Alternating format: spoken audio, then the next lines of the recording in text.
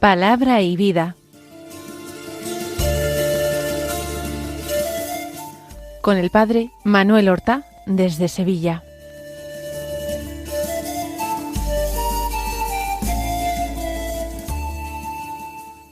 En el nombre del Padre, y del Hijo, y del Espíritu Santo. Amén. Alabados sean Jesús y María. Muy buenos días, queridos amigos, oyentes de Radio María y seguidores del programa Palabra y Vida. Hoy es el miércoles de la 23ª semana del tiempo ordinario. Este miércoles es día 13 de septiembre. Y hoy celebra la Iglesia un gran santo padre y doctor de la Iglesia, uno de los 4 grandes doctores de la Iglesia oriental, San Juan Crisóstomo, uno de los iniciadores de la escuela teológica de Antioquía. Nació precisamente en esta ciudad, Antioquía de Siria, posiblemente en torno al año 349. Su padre era oficial del ejército imperial de Bizancio, pero quien se ocupó de la educación de su hijo fue su madre, que se llamaba Antusa. Quedó viuda a los 20 años, cuando Juan todavía era un niño, pero ella procuró, seguramente según los deseos del padre difunto, que su hijo tuviera grandes maestros. Así fue alumno de un retórico pagano llamado Libanio, una gran personalidad de su época, y se estudiaba retórica, entre otras cosas, para ejercer la abogacía. De hecho, Juan, siendo todavía muy joven, la ejerció. Y de hecho pasó algunos años un poco alejado de la piedad, más distraído con las cosas del mundo, y el éxito que seguramente su gran inteligencia y su buena formación le proporcionaba. Pero se convirtió verdaderamente al Señor, no sabemos en qué circunstancias, y fue bautizado con 18 años por el obispo Melecio. Sería aproximadamente en torno al año 368. Fue hecho lector en la Iglesia y precisamente con esa orden menor comenzó la famosa escuela de teología y de exégesis bíblica de Antioquía, junto con Diodoro de Tarso. Esa escuela fue muy importante a la hora de realizar una interpretación de las Sagradas Escrituras. Fue ordenado diácono, y hecho diácono él quiso retirarse a la soledad, atraído por la vida eremítica como tantos otros, pero fue inmediatamente sacado de ella porque se requería personas muy bien preparadas para combatir contra las herejías. Y él, pues efectivamente dejó el desierto y fue ordenado sacerdote. Tenía entonces 32 años y se empleó en serio en Antioquía en la predicación. Se dedicó a esto durante 12 años y escribió importantísimas homilías. Una de ellas muy famosa fue la homilía sobre las estatuas. No hablo de ella ahora. De hecho, adquirió una gran fama como predicador, como pastor de vida santa, y a la muerte del patriarca de Constantinopla, San Nectario, él fue elegido para sucederle como patriarca de Constantinopla. Y él se resistió algún tiempo, pero luego vio que era voluntad de Dios y aceptó. Y ahí empezaron pues un ministerio importantísimo, pero también muchísimas persecuciones. Vivió cismas en la iglesia de Antioquía, y precisamente porque se empeñó en la defensa de los pobres, en la ayuda de los pobres, en fustigar con su palabra los lujos excesivos, terribles, tremendos, de la corte imperial de Constantinopla, se enemistó con muchos dignatarios de la corte, entre ellos un eunuco, que era mayordomo de palacio y valido del emperador, de nombre Eutropio. Y así fue desterrado por primera vez, logró regresar con el aplauso y el clamor popular de la gente, volvió a ser desterrado por su enfrentamiento con la emperatriz Eudoxia, se volvió a sublevar el pueblo que quería su regreso, que llegó a quemar incluso la basílica de Santa Sofía, pero el emperador lo que hizo fue, de ese segundo destierro, enviarlo a un destierro todavía más lejano, a las orillas del Ponto Euxino, es decir, el Mar Negro, y camino de allá, en una ciudad pequeña que se llamaba Comana, allí falleció. Y murió, según tradición, diciendo estas palabras: gloria a Dios por todo. Pues vamos a escuchar ahora la palabra de Dios que tan acertadamente predicó San Juan Crisóstomo, y vamos, como primera lectura, a escuchar el texto, ya lo sabemos, de la carta de San Pablo a los Colosenses.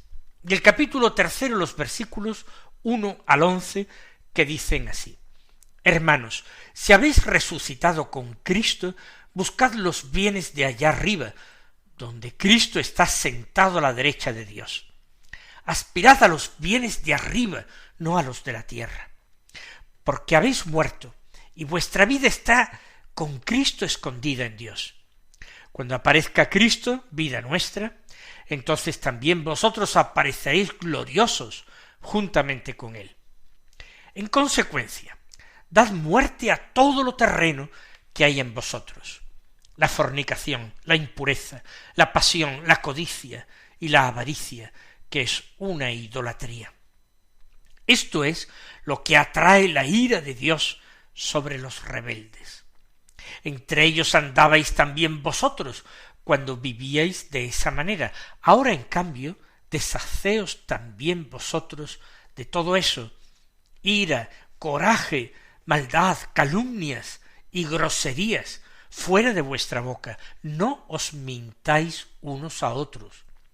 Os habéis despojado del hombre viejo con sus obras, y os habéis revestido de la nueva condición, que mediante el conocimiento se va renovando a imagen de su Creador, donde no hay griego y judío, circunciso e incircunciso, bárbaro, escita, esclavo y libre, sino Cristo, que lo es todo y en todos. Es un largo texto este que hemos tenido como lectura hoy, y entra ya en la parte parenética de la epístola. ¿Qué es la parenesis? La parenesis es la exhortación del apóstol a huir de los vicios, a rechazar los pecados y a practicar las virtudes. En casi todas las cartas de Pablo, la segunda parte de la carta, o a veces al final de la carta, pues hay una parte parenética, pero primero empieza con una parte doctrinal, enseñando, catequizando a los destinatarios de la carta. Bien, Pablo empieza diciendo: si habéis resucitado con Cristo. ¿Qué quiere decir esto? Nosotros todavía no hemos muerto ni tampoco resucitado, ¿verdad? Claro, según la muerte natural. Pero San Pablo tiene muy presente el significado del bautismo cristiano. El bautismo cristiano no es simplemente un lavatorio, no tiene simplemente ese significado de lavar, de pecado original o de los pecados personales si se hubieran cometido antes del bautismo. No. El bautismo hunde sus raíces en esa simbología del paso del Mar Rojo de los israelitas. También, en menor medida, del paso del río Jordán de los israelitas. El primer paso del Mar Rojo huyendo de Egipto, el segundo paso el del Jordán entrando en la tierra prometida. Era un paso que entrañaba muerte para los perseguidores, para los malvados, para los enemigos, ya sean los egipcios en el primer paso o los habitantes de Jericó, que cerraban la entrada a la tierra prometida en el segundo caso.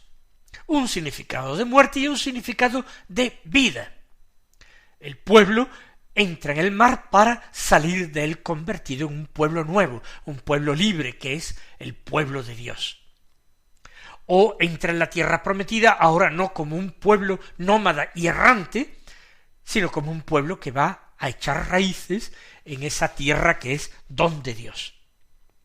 Por tanto, los colosenses a los que se dirige San Pablo son los que han recibido el bautismo. Por tanto, se han unido a la muerte de Cristo, pero se han unido a la muerte para resucitar con Cristo. Por eso dice, si habéis resucitado con Cristo, buscad los bienes de allá arriba, del cielo donde está Cristo sentado a la derecha de Dios. Nosotros a este mundo temporal y material hemos muerto, por tanto no nos debíamos ocupar tanto de los bienes materiales. El cadáver de un hombre muerto, ya no se preocupa más de los bienes de este mundo. Como habrán oído algunas veces ustedes a personas que son muy avariciosas. Mira, es que el dinero y los bienes materiales no te los vas a llevar a la tumba, ni los vas a disfrutar en el más allá. Por tanto, exhorta Pablo, no os preocupéis tanto de los bienes terrenales, sino mirad arriba donde está Cristo, esperándoos. En el cielo se está esperando Cristo, porque Él ya le pidió a su Padre, Padre, esto pido, que los que tú me diste, donde esté yo, estén también ellos contemplando mi gloria. Por tanto, fijaos en Cristo sentado a la derecha de Dios y aspirad a los bienes de arriba. Porque, insiste en la idea, habéis muerto, yo digo, en el bautismo, y vuestra vida está con Cristo escondida en Dios. La resurrección de nuestros cuerpos no será hasta el final de los tiempos, hasta la segunda venida del Señor en la parusía. Entonces resucitaremos. Ahora nuestra vida está con Cristo, pero escondida en Dios. En Cristo vivimos, en Él existimos. Cuando aparezca Cristo, vida nuestra, cuando, lo he dicho, en su segunda venida, cuando venga sobre las nubes del cielo a juzgar a los vivos y a los muertos, cuando venga Cristo, vida nuestra, entonces también apareceréis vosotros gloriosos junto con Él. Es decir, resucitaréis, será el momento de la resurrección. Consecuencia de estas verdades teológicas: dad muerte a todo lo terreno que hay en vosotros. Dad muerte a lo que todavía se resiste a desaparecer en ese hombre viejo, que con el bautismo tendría que haber sido totalmente barrido y sustituido por el hombre nuevo, por el hombre espiritual. ¿Qué es todo lo terreno a lo que hay que dar muerte? La fornicación, la impureza, la pasión, la codicia y la avaricia. Nombra 5 cosas. Nosotros las reducimos a 2. La impureza, de hecho la fornicación es una impureza, la pasión, dejarse llevar por la pasión, y luego la codicia, la avaricia, el dinero y el sexo, como cosas en que se desordena muy fácilmente la vida del hombre sobre la tierra. El dinero y la sexualidad. Grandes ambiciones, grandes deseos, grandes pasiones. ¿Qué diremos en nuestro mundo? Donde ambas pasiones humanas, ambos vicios, llevados al grado más alto, son los que reinan y señorean la vida de los hombres.